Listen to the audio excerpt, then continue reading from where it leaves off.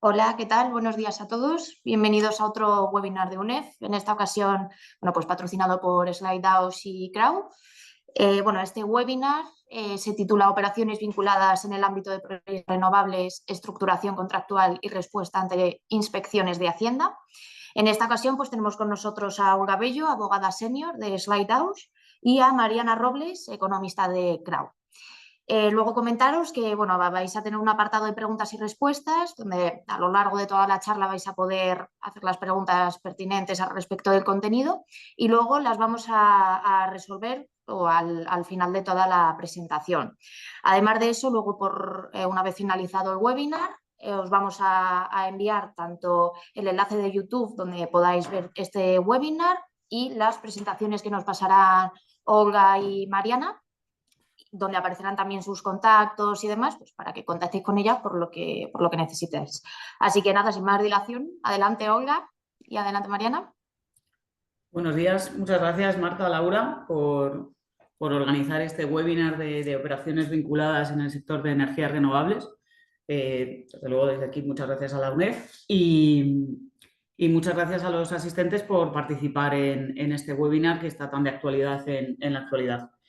Las ponentes de hoy vamos a ser Mariana Robles, aquí a mi derecha, que ahora presentaremos, y yo misma, que soy Olga Bello, abogada mercantilista con más de 15 años de experiencia y en la actualidad prestando servicios en el área de mercantil como coordinadora del despacho Slidehouse, que es un despacho especializado en energía renovable. Prestamos asesoramiento legal en todos los aspectos que puedan afectar a proyectos de energía renovable principalmente. Y sin más dilación, Mariana Robles, muchas gracias por estar aquí conmigo. Por favor, dinos algunas palabras sobre ti, sobre Crow. Muchas gracias, Olga.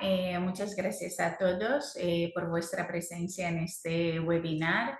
Gracias también a la UNEF por la organización del evento y a Slidehouse por permitir esa colaboración. Mi nombre es Mariana Robles, tengo más de 18 años de experiencia en el área de precios de transferencia. Yo trabajo en Crow como socia responsable de precios de transferencia en la oficina de Madrid. Crow es una empresa que presta asesoramiento fiscal, legal, auditoría en más de 140 países. Mi experiencia previa pasa por empresas como Deloitte, tanto en Alemania como en España, el despacho Rodelin Partner y ahora Crow desde septiembre del año pasado.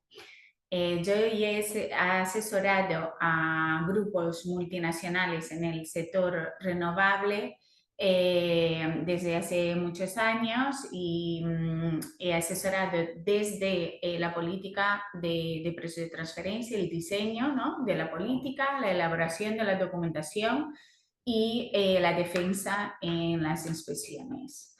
Muy bien, bueno, como sabemos, se incrementan mucho las inspecciones en materias de precios de transferencia y queríamos comentar cómo las empresas deberían estar preparadas para tener toda su documentación, todos sus contratos en un caso de inspección y superar esta prueba, digamos, sin sorpresas, ¿no?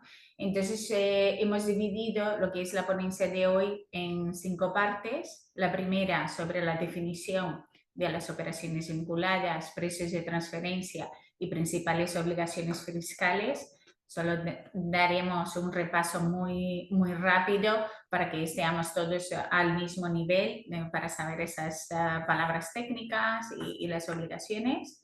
Luego Olga comentará sobre las operaciones vinculadas más frecuentes en el sector renovable y cómo estructurar eso legalmente en un contrato. Después yo hablaré cómo documentar esas operaciones vinculadas, pero con el foco de cómo encontrar el valor de mercado de esas operaciones. Y enseguida hablaremos cómo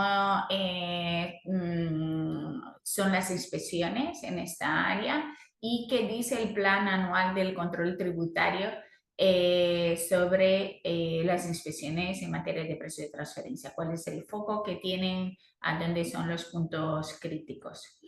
Muy bien, creo que ya podemos empezar con las definiciones. Bueno, operación vinculada está muy clara, pues son las operaciones realizadas entre partes que se consideran vinculadas. Por ejemplo, dos empresas de un mismo grupo, un socio y la sociedad, cuando existe una participación igual o superior al 25%, una sociedad y sus establecimientos permanentes, etcétera. Olga más adelante va a ir a cada uno de esos conceptos de vinculación. Luego, aquí es importante decir que cuando dos partes independientes pactan una operación, la remuneración se llama precio. Pero cuando dos partes vinculadas pactan una operación, la remuneración se llama precios de transferencia, ¿vale? Esos precios de transferencia son la remuneración de cualquier tipo de operación entre partes vinculadas, que puede ser la compra de un bien, puede ser la prestación de un servicio, el alquiler de un local, puede ser una operación financiera, en fin, una serie de operaciones que se realizan entre partes vinculadas. ¿Por qué se regula esos precios de transferencia, ¿no? Tanto la ley de impuestos sobre sociedades como las directrices del OCDE en materia de precios de transferencia regulan los precios de transferencia porque existe la posibilidad de hacer una manipulación de esos precios y desviar beneficio de una empresa a otra, de un país a otro, y minimizar de esa forma irregular la tributación del grupo. Entonces, para evitar ese arbitraje fiscal de las compañías, se regula y se estipula que el precio de transferencia tiene que ser igual al valor de mercado, o lo que llamamos en inglés Arm's Length Principle.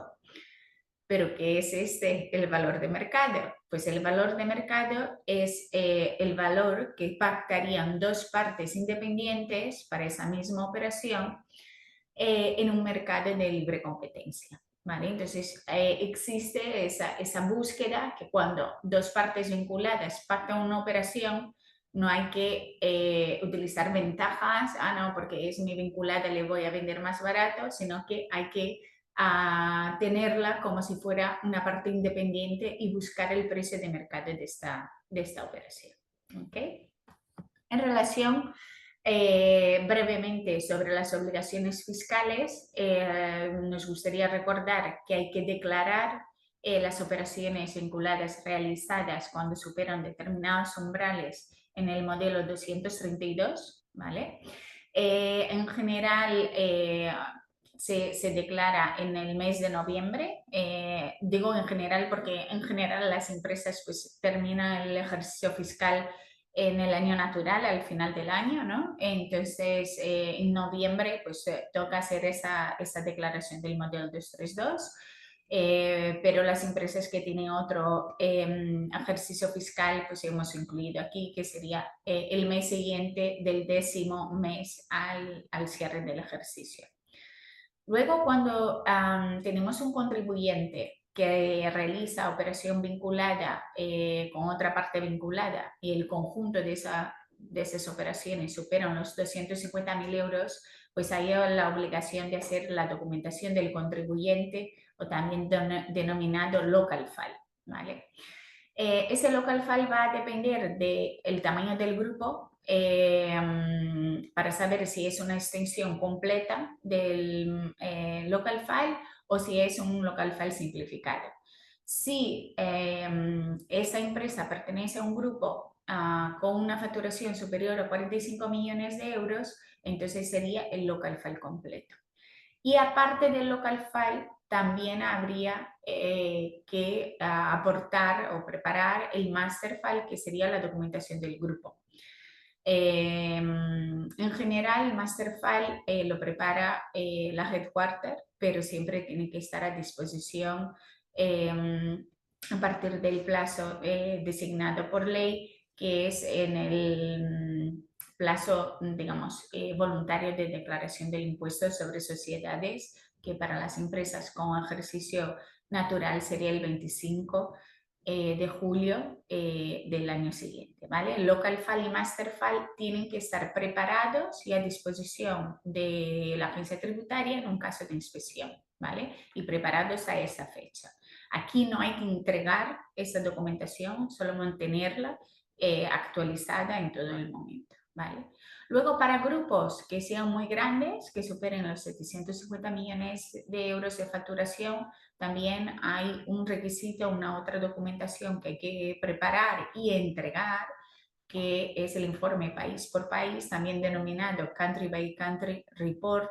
Y aquí hay, digamos, dos documentos separados. Si yo soy la matriz del grupo o la entidad designada, yo voy a preparar el informe país por país y tengo un año después del cierre del ejercicio para entregarlo. Y si yo soy una subsidiaria de ese grupo, lo debo notificar, o también llamado comunicación previa, ¿vale? Y enviarlo antes de que cierre el ejercicio fiscal, ¿vale? Tengo que enviar a la agencia tributaria. Muy bien, pues esto sería todo en relación a las obligaciones fiscales, y ahora Olga va a seguir. Sí, en este apartado de operaciones vinculadas más frecuentes en el sector renovable, quiero haceros reflexionar sobre los distintos servicios que a lo mejor no siempre tenemos presente a la hora de prestarlos entre sociedades vinculadas. Tenemos la financiación, tanto intercompany como búsqueda de financiación por parte de una sociedad vinculada en favor de la sociedad de proyecto, servicios de desarrollo, servicios de construcción, servicio de management, entendido como el servicio, digamos, de control de la propia sociedad de proyecto, presentación de cuentas anuales, otorgamiento de poderes y cualquier obligación de índole fiscal o societaria que pueda tener la sociedad de proyecto, las compras de equipos, por supuesto, negociación de los contratos con terceros y, en el caso en el que aplique, también servicios de infraestructuras compartidas.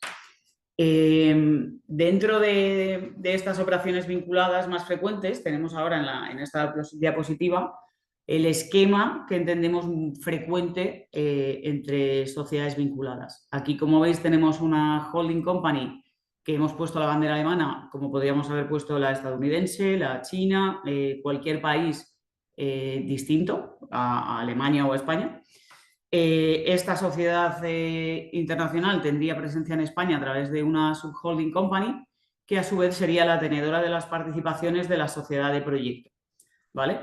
El esquema que estamos presentando es en el que desde la holding internacional se facilita o se entrega a la subholding company española una financiación para poder llevar a cabo el desarrollo del proyecto.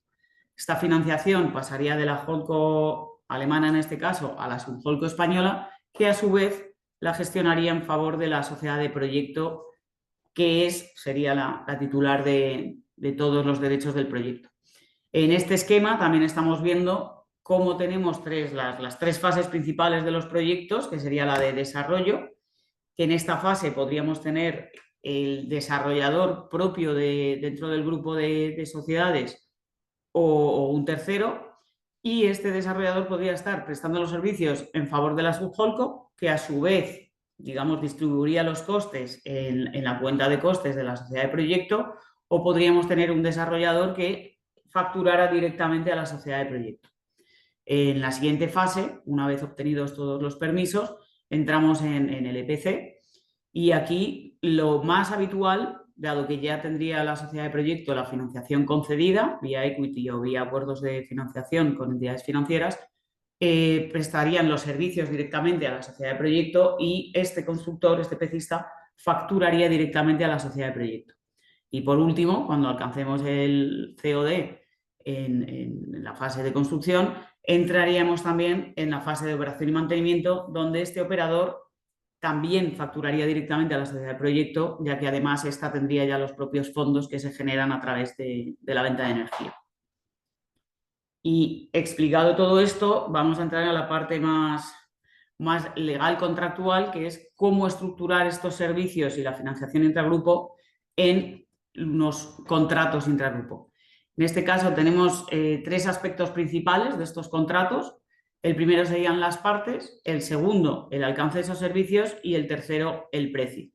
Empezando por el principio, por las partes, como comentaba Mariana al inicio de la presentación, sociedades vinculadas tiene una definición bajo la normativa fiscal y en este caso hemos identificado las 8 más comunes, que serían las del grupo de sociedades en virtud del artículo 42 del Código de Comercio, aquella sociedad con sus socios o partícipes, si estos tienen una participación igual o superior al 25%, sociedad con sus consejeros o administradores, la sociedad y los cónyuges o personas unidas por mismas relaciones de parentesco hasta el 3er grado con estos socios, consejeros o administradores, la sociedad y sus socios y administradores cuando pertenecen al mismo grupo de sociedades, la sociedad y otra sociedad participada por la primera indirectamente en al menos el 25% del capital social o de los fondos propios, 2 sociedades en las cuales los mismos socios o cónyuges o personas unidas por la misma relación de parentesco hasta el 3er grado en la que participen indirectamente también hasta el 25, al menos el 25% del capital social o de los fondos propios, y por último, sociedad y los establecimientos permanentes que pueda tener en el extranjero. Definidas las partes, entramos a lo que sería el alcance de estos servicios y dentro de este alcance, como comentaba antes, hemos identificado los servicios más comunes y dentro de estos servicios las acciones vinculadas a los mismos que son más comunes en el ámbito de energías renovables. Así veis el management, que sería la gestión corporativa de la propia sociedad, donde tendríamos acciones como pues facilitar el domicilio social, otorgar poderes, la gestión de las cuentas, de tesorería, facturación de proveedores, enlaces con terceros. Vemos todos los aspectos que una sociedad lleva a cabo en su día a día para continuar con su propio funcionamiento. A continuación tenemos también los servicios de financiación, que comentaba antes, puede ser o la gestión de la propia financiación que facilita la matriz o la holdco internacional, o los servicios de búsqueda de financiación a través del contacto con entidades financieras que puedan, pues, con las que se puedan firmar acuerdos de financiación para llevar a cabo la ejecución del proyecto. También en este ámbito entrarían los servicios financieros de evaluar las condiciones de mercado para localizar a las mejores entidades financieras o a las más convenientes para el proyecto, negociar estos contratos y el enlace también con estas entidades, los asesores y los consultores.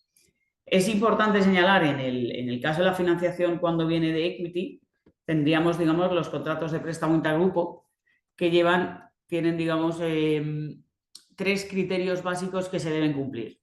El primero es la formalización escrita, ya que así podemos dejar evidencia de que hemos firmado este acuerdo y estos servicios están debidamente regulados.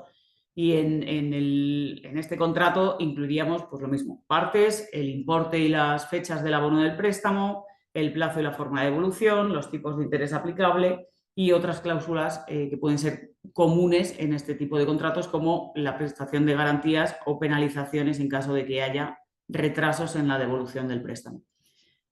Asimismo, es fundamental el cumplimiento de la norma fiscal y en su manifestación relativa al principio de plena competencia que comentaba Mariana al principio y que va a detallar más adelante.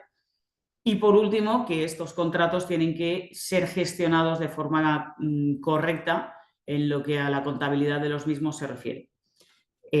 Señalo que estos requisitos acreditan en parte, o la firma, perdón, de estos contratos acreditan la capacidad económica de la sociedad de proyecto, también necesaria a la hora de gestionar su obtención de permisos, y que son aplicables a todos los contratos intragrupo, con independencia de que sea un préstamo o la prestación de los servicios de gestión corporativa, por ejemplo.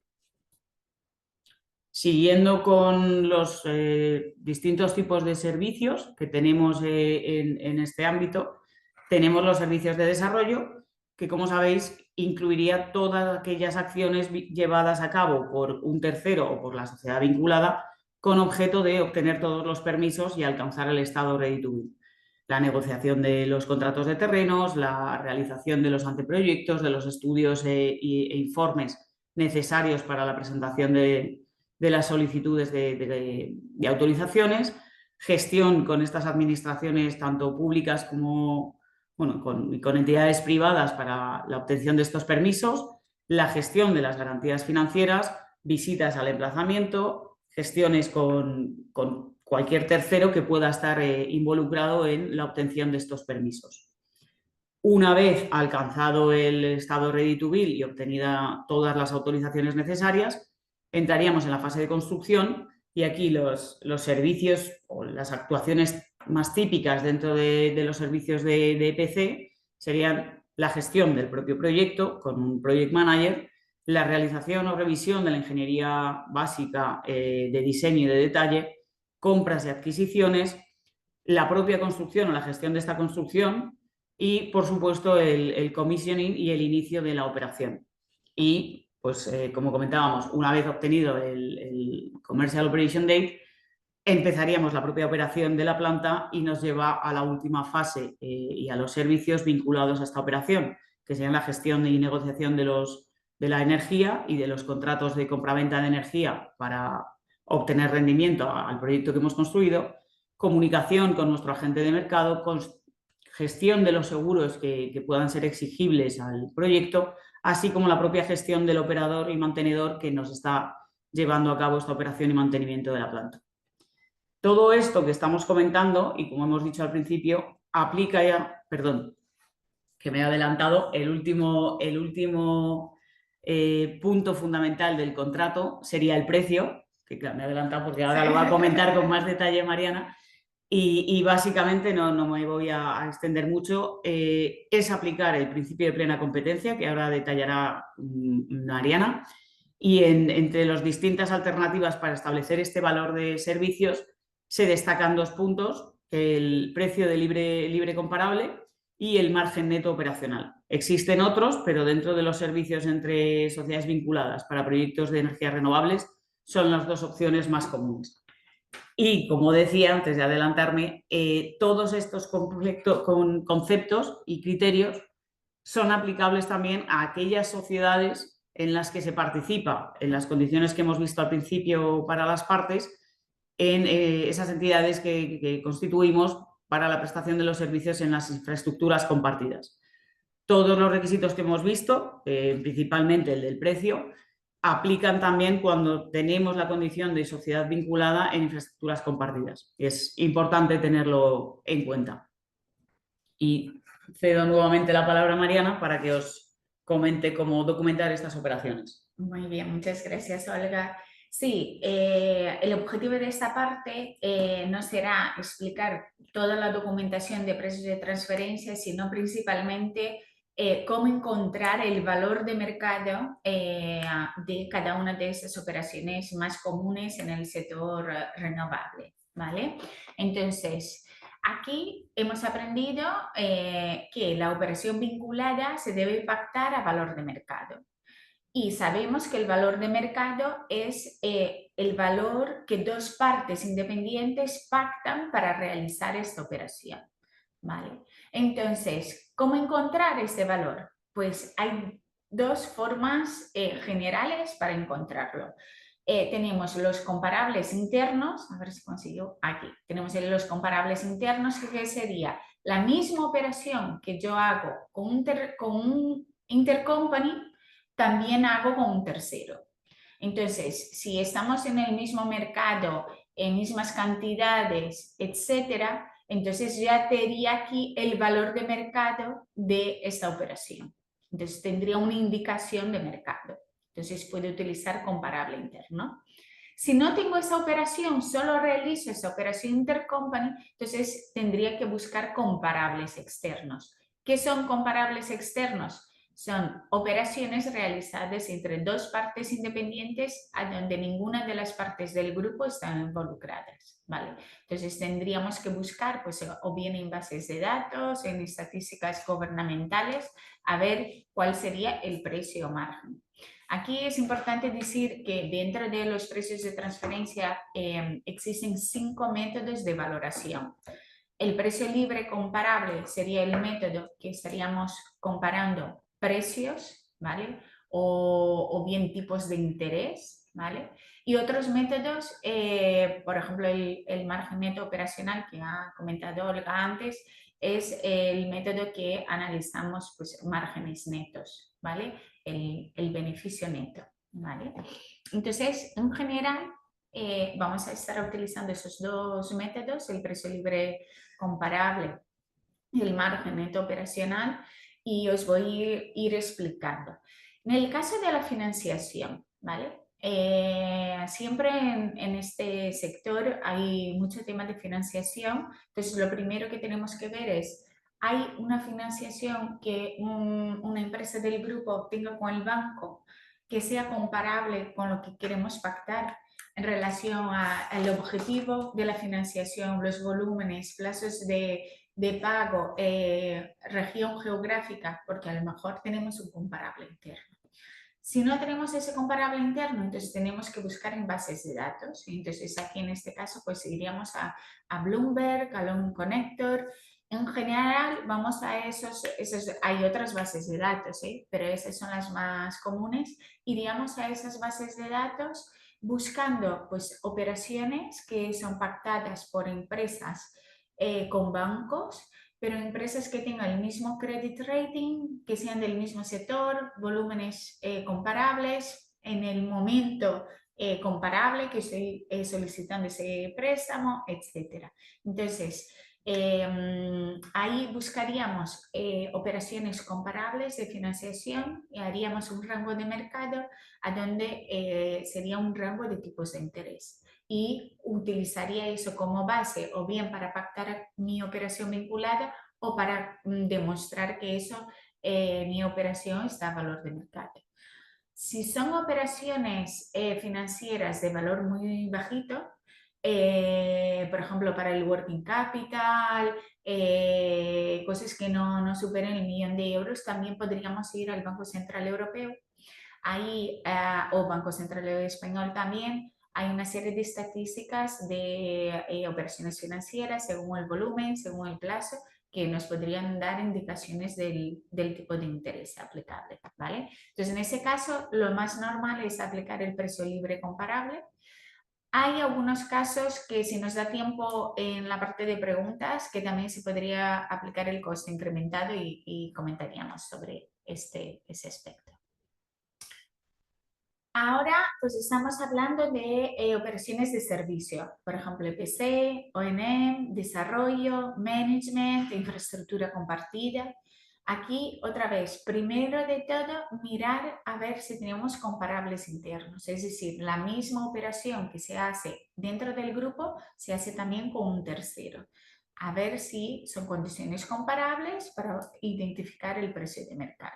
Si no hay, pues entonces tendríamos que buscar comparables externos e ir a bases de datos. Entonces, para el tema de servicios, en general, de esos tipos de servicios, en general, pues vamos a una base de datos llamada TP Catalyst, que se utiliza de una otra base de datos llamada Amadeus, a donde se recopila información financiera de empresas europeas diferentes países, y ahí hacemos como lo que llamamos un benchmarking. Un benchmarking es buscar empresas que prestan servicios similares en un mercado similar, pero que sean independientes. Y entonces, mediante esa búsqueda, pues encontramos, por ejemplo, de 200 empresas que hemos encontrado, solo 10 cumplían con esos requisitos, eran independientes, eran servicios realmente comparables, y hacemos un rango de rentabilidad de esas empresas. En general, pues vamos a ver el margen neto que ellos obtienen sobre sus costes y hacemos el rango. Entonces digamos, tiene una rentabilidad sobre costes de entre un 3 y un 12%. Bien, sabemos que ese es el rango de mercado y o bien lo utilizamos para pactar nuestra operación de cara al futuro o para comprobar que lo que hemos pactado esté a valor de mercado, ¿vale? Aquí es importante decir que muchas veces los servicios, por ejemplo, de desarrollo, O&M, están vinculados a un precio por megavatio. En general, en las bases de datos no vamos a ver ese tipo de remuneración. Por eso, vamos a tener que convertir ese precio por megavatio en margen sobre costes para poder compararlo con lo que tenemos en el mercado. Aquí el método que vamos a utilizar es el margen neto operacional, ¿vale? Cuando estamos utilizando esas bases de datos. Y si es que yo tengo un comparable interno de euro por megavatio, pues utilizaría pues, el precio libre comparable. Aquí hablaremos también de operaciones de servicios, pero he querido aislar lo que son compras y negociación de contratos, porque esos dos o bien pueden venir ser un contrato separado o junto con otras cosas. Es decir, el contrato de compras o el servicio de compras puede venir junto con el EPC o ser un servicio que una de las empresas del grupo esté prestando de forma, digamos, aislada, ¿no? Y el servicio de negociación de contratos puede venir también de forma aislada o bien junto con el management fee. Entonces, hay veces que esos dos servicios se pactan según el volumen negociado y otras veces es un margen sobre sus costes totales. Si es que es un margen sobre sus costes totales, la política de precios de transferencia, entonces podríamos hacer exactamente igual que aquí, ¿vale? Ir a mirar a ver si hay comparables internos y si no, pues haríamos el benchmarking, ese que os he explicado. Si es un porcentaje sobre el volumen negociado, entonces iríamos a una otra base de datos que sería, por ejemplo, Royalty Stat o Royalty Range, que es una base de datos de contratos de royalty, pero también de servicios. Y ahí hay una serie de servicios, de contratos de servicios pactados entre partes independientes, a donde estipulan que, por ejemplo, para la gestión de las compras, cobra un fee sobre el volumen comprado. O para conseguir el contrato de negociación con bancos, cobra un fee sobre el volumen del préstamo concedido. Entonces, en este caso, pues estaríamos, si estamos comparando esos porcentajes sobre el volumen negociado, sería el método del precio libre comparable, ¿vale? Muy bien, pues hemos comentado sobre los diferentes tipos de formas de encontrar el valor de mercado y ahora me gustaría comentar cómo eso se está desarrollando en una inspección de precios de transferencia y cuál es el foco del plan anual del control tributario. Pues todos los años la agencia tributaria publica el plan anual del control tributario y en este año pues ha dicho que va a poner una énfasis especial en la parte de precios de transferencia. Es importante recordar que eso no es nuevo. Esa énfasis ya viene repitiéndose durante varios años y lo vemos en las inspecciones de grupos multinacionales. Ya la gente habla muy poco del IVA o de las amortizaciones y el foco es principalmente el tema de precios de transferencia. Dentro del plan de inspección de control tributario, pues han comentado algunos puntos que existen y que hacen pues, saltar las alarmas en la agencia tributaria y hacer con que el contribuyente sea revisado. Aquí es importante decir que la agencia tributaria está súper digitalizada, por lo cual hacen unos modelos incluyendo información que declaramos en diferentes modelos para la agencia tributaria y también nuestra información del impuesto sobre sociedades, pues hacen modelos y ratios y ven, pues aquí detectamos pues un comportamiento de riesgo tributario del contribuyente, entonces salta una alarma y ya de forma automática pues el contribuyente entra en un plan de inspección. Entonces, ¿qué es lo que te está haciendo con que salgan esos red flags? Pues la existencia de pérdidas reiteradas en una empresa, la erosión o operaciones con la erosión de bases imponibles, por ejemplo, el pago de royalties, el pago de servicios intragrupo, el pago de intereses de operaciones financieras o también la falta de declaración de ingresos. Por ejemplo, ellos detectan que se debería, para el tipo de contribuyente que se debería estar pues, facturando más volúmenes de prestaciones de servicios, por lo cual entiende que hay prestaciones de servicios infravaloradas o activos intangibles que se están concediendo pero no se están cobrando. Y algo muy nuevo que se ha implementado dentro de ese plan del control tributario es que van a revisar la transmisión de las participaciones según el artículo 21, ¿vale?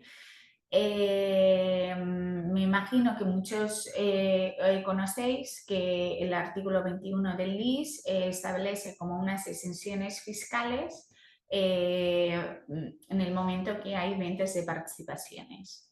Y entonces me decís, Mariana, eso no es precios de transferencia. Más o menos, porque el tema aquí es que muchas empresas, principalmente en el sector renovable, pues cuando vende la SPV, ¿no? La sociedad vehícula, pues vende sus participaciones y está aplicando esa exención fiscal o ese incentivo fiscal del artículo 21, y lo que está revisando ahora la agencia tributaria es que no toda la parte de la plusvalía de las participaciones debería ser plusvalía de participaciones. Ellos consideran que hay prestaciones de servicios que no se han facturado, ¿vale? Y que se han, digamos, incluido en el precio de la venta de participaciones.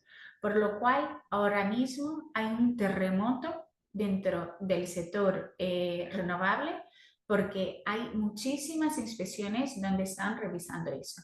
Entonces, no es solo, no, eso es el incentivo fiscal, no, porque están reclasificando diciendo, oye, es que realmente eso era un servicio intragrupo que no se ha declarado, no se ha tributado, no se ha documentado, por lo cual aquí hay consecuencias muy grandes.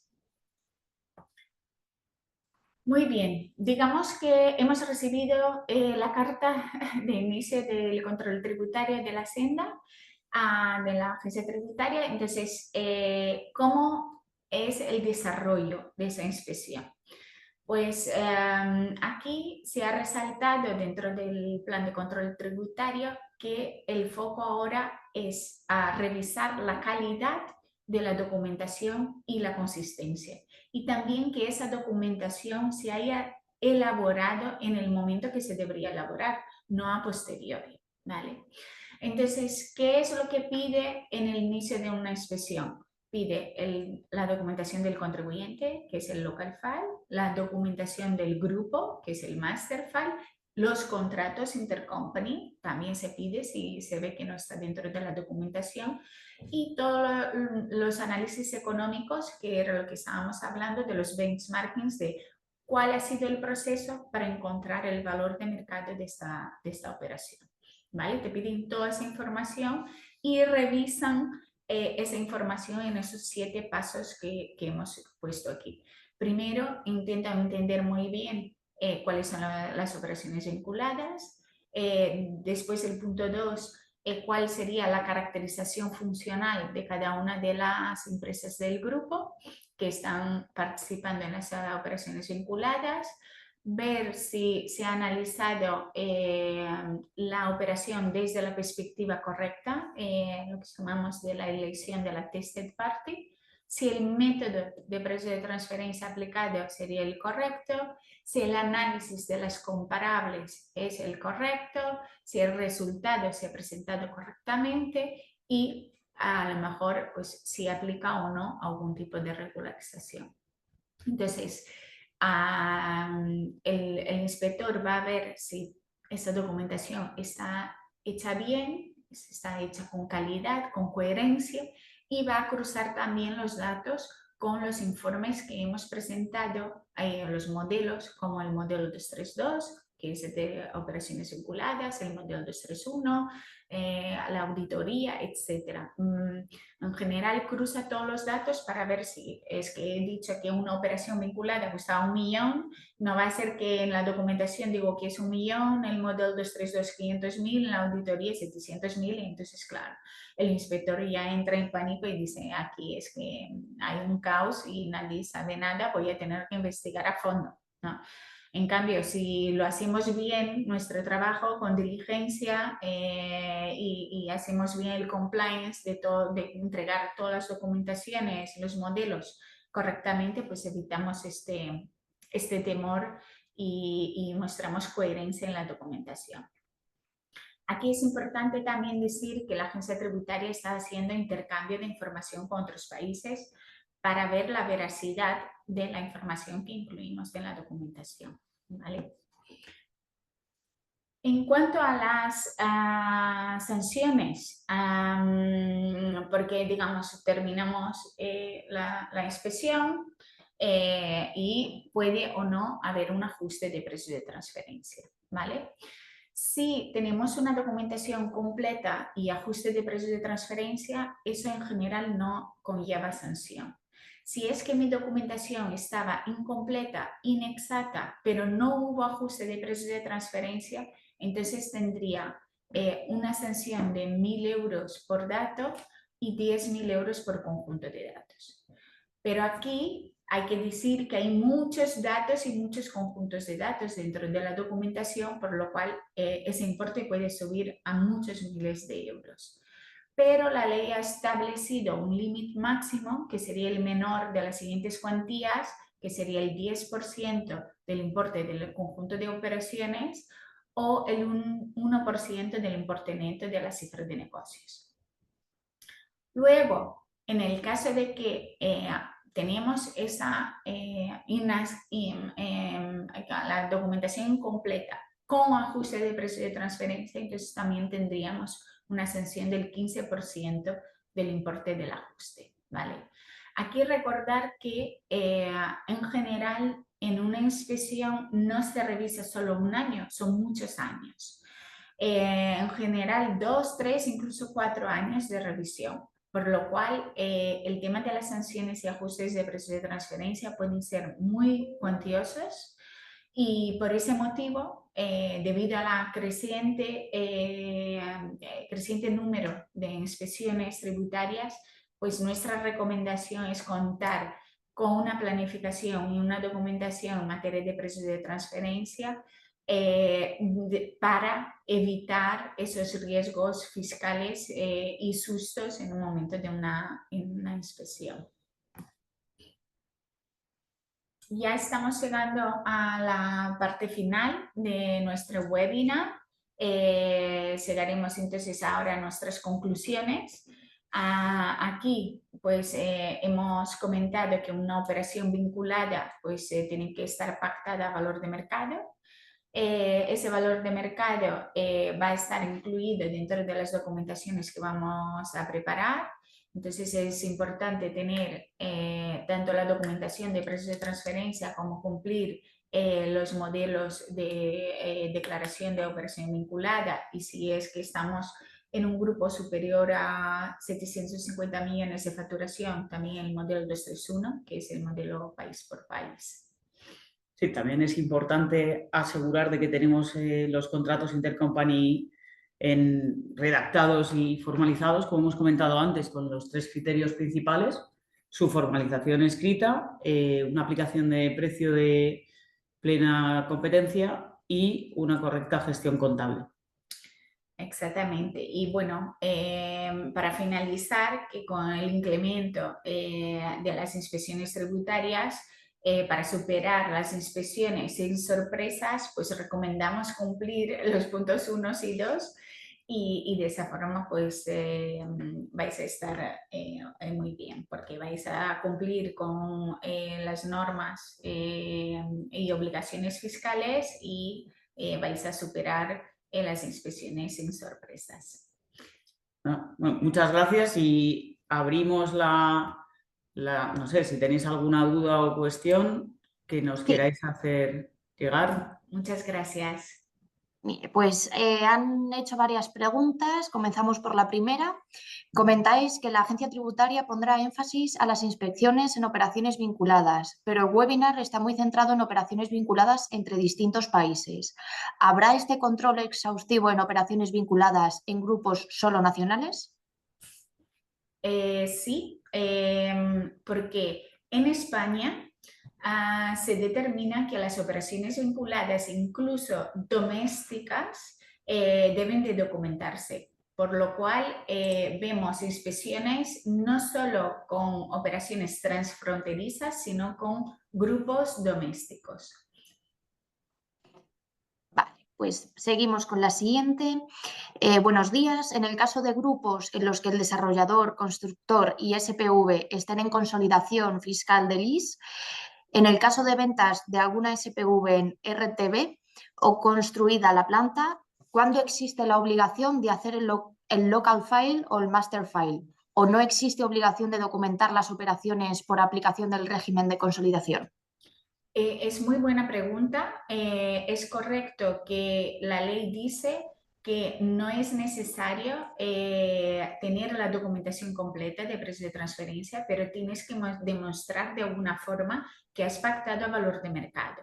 Por lo cual, mi recomendación es que como mínimo tengamos algún tipo de comprobación, un análisis económico, un benchmarking de las operaciones pactadas dentro del grupo de consolidación fiscal, porque si hay una inspección podemos demostrar que se ha pactado a valor de mercado. ¿Okay? Pues continuamos con la siguiente. Buenos días y muchas gracias por el seminario. Quería preguntar cómo se están desarrollando las inspecciones tributarias por el artículo 21 y precios de transferencia. ¿Se están alcanzando actas con acuerdo? ¿Qué split entre servicios y plusvalía financiera? Es muy buena pregunta. A ver, en ese tema, según nuestra experiencia y lo que estamos escuchando de otras inspecciones también, se está haciendo un split de 90-10, que es, desde mi punto de vista, muy agresivo. Es decir, 90-10 es 90 servicio, 10 plusvalía, ¿vale? Hay empresas pues, que van en disconformidad y hay otras pues, que van en conformidad o en acuerdo. También existe este tipo de acta con acuerdo. Aquí os quiero dejar, digamos, la información de que hay algunas aseguradoras que dependiendo del momento a donde se ha vendido la SPV, y se ha utilizado el artículo 21, si fue en Ready to View o ya estaba construida la planta, están asegurando ese riesgo en un caso de inspección y de ajuste de precio de transferencia. Vale, pues vamos a seguir con la siguiente. Antes habéis mencionado que puede usarse el coste incrementado para el análisis de operaciones financieras. ¿Cómo se hace? Sí, muy buena pregunta. Aquí voy a volver la slide para que la gente tenga la visión. Aquí es que, digamos que una de las empresas del grupo está captando toda la financiación de los bancos, ¿no? Y luego está pasando esa financiación a diferentes empresas del grupo. Entonces, puede que esa empresa, según pues, sus funciones y riesgos, lo que haga es pues, repasar el coste de financiación que está teniendo junto con el servicio de captación de financiación, etc. Entonces, es el coste de ella y de la, digamos, de la financiación más un pequeño margen. Entonces, por eso sería el coste incrementado. Continuamos con la siguiente. ¿Podéis dar un poco más de detalle en relación con las inspecciones por la venta de participaciones de SPV y la exención prevista en el artículo 21? ¿Dónde puede estar el principal riesgo? Gracias. Sí, aquí el principal riesgo es que las empresas que eran las dueñas de la SPV pues no estaban facturando todo lo que debería en materia de servicios. Y hacen la venta de la SPV y la plusvalía, digamos, lo estaban llevando todo a las participaciones. Y entonces, claro, al tener una exención fiscal en esa plusvalía, pues cuando viene la inspección dice, no, realmente esa SPV que se constituyó con 3.000 euros y que no tenía ni personal, no tenía nada, de pronto la has vendido por 10 millones, pues algo habrás incluido ahí de servicio para que ella pudiera tener ese valor. Caso contrario, no tiene sentido de que de un momento a otro de 3.000 euros de constitución de pronto se venda a 10 millones, ¿no? Entonces aquí está la key de la cuestión y lo que hay que hacer es pues siempre en la documentación de precios de transferencia pues explicar muy bien cuáles son los servicios que se están prestando, cuál es la remuneración, cuál es el margen que se ha aplicado, que ese margen está a valor de mercado para que se pueda soportar que realmente los servicios han sido cobrados y lo que hay de excedente es el excedente pues, del mercado, de una posible especulación, lo que sea, pero que el servicio sea cobrado correctamente. Seguimos. Si se compran los proyectos a RTV y se venden a COD, cuando contratas LPC a un tercero, ¿es posible que Hacienda nos pida también asignar algo como DSA o puede ir todo a SPA? ¿En concepto de qué pondría el DSA? No tendría mucho sentido, ¿no? Si estás comprando en Ready to Build y vendemos a COD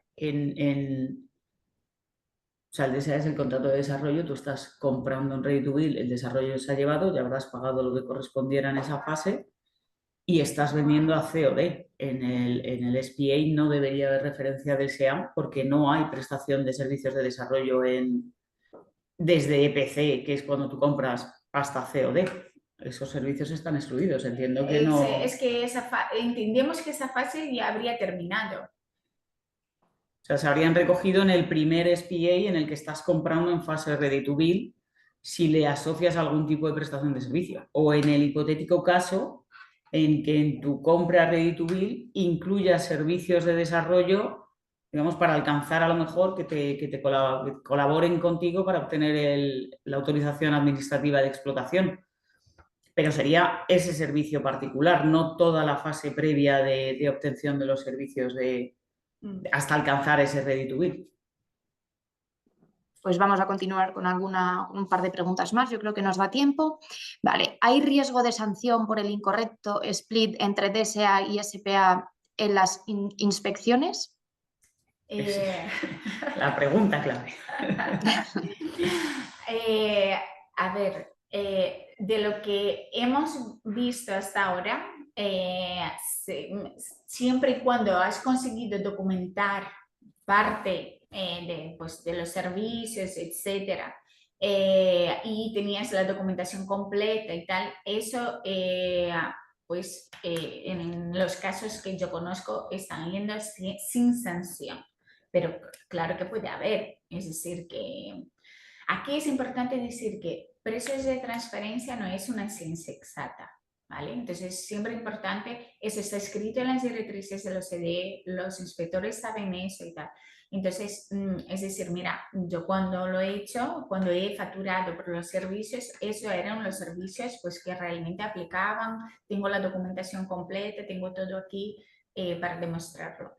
Entonces, es muy importante tener un soporte técnico de lo que tú has hecho, está bien, porque realmente si ven que es un fraude, si ha prestado servicio pero no se ha cobrado, pues ahí pues puede haber sanciones, obviamente, claro. Vale, pues vamos con la última pregunta. Buenos días. Si se están abriendo inspecciones de años anteriores, 2019 por ejemplo, y ya se ha entregado toda la documentación pertinente de precios de transferencia justificando las operaciones, ¿qué tanto puede solicitar información Hacienda acerca de la matriz ubicada en otro país? ¿España debería de compartir esta información de la matriz? A ver, en relación a la información de la matriz, que me imagino que se está refiriendo al master file, que es la documentación del grupo, España está obligado a entregar esa documentación porque está escrito en la ley que tenemos que entregar tanto o tener a disposición de la agencia tributaria tanto la documentación del contribuyente como la del grupo, por lo cual sí que tenemos que entregar. Si es información que va más allá de lo que es el master file, se puede decir al inspector de decir, mira, existen mecanismos de intercambio de información, usted entra en contacto con la agencia tributaria del otro país y solicita la información de mi matriz. Aunque aquí yo tengo que decir, dependiendo de lo que es, viene bien intentar llevarse bien con el inspector para tener una relación, digamos, cordial y buscar ahí un acuerdo. ¿Qué más? ¿Puedes repetir la pregunta? Porque habían otras cuestiones. Déjame un segundín. A ver. Vale, buenos días. Si se están abriendo inspecciones de años anteriores, 2019, por ejemplo. Sí. Sí. Sí. A ver, en general, la agencia tributaria te puede abrir inspecciones de los últimos 4 ejercicios fiscales. Pero ¿qué ocurre? Si yo tengo pérdidas, la agencia tributaria tiene 10 años para revisar esos ejercicios fiscales. Por lo cual, si en el año 2019 o incluso en el año anterior pues, tenías pérdidas, pues siempre te puede abrir ese ejercicio fiscal. Pues bueno, yo creo que aunque quedan un montón de preguntas pendientes, ya sabéis que luego os vamos a pasar los contactos de Mariana y de Olga. Bueno, pues muchísimas gracias a vosotros, a los que nos estáis viendo, y a Olga y a Mariana por este webinar. Y muchísimas gracias y nos vemos en la próxima. Muchas gracias. Hasta luego. Hasta luego. Adiós. Ya.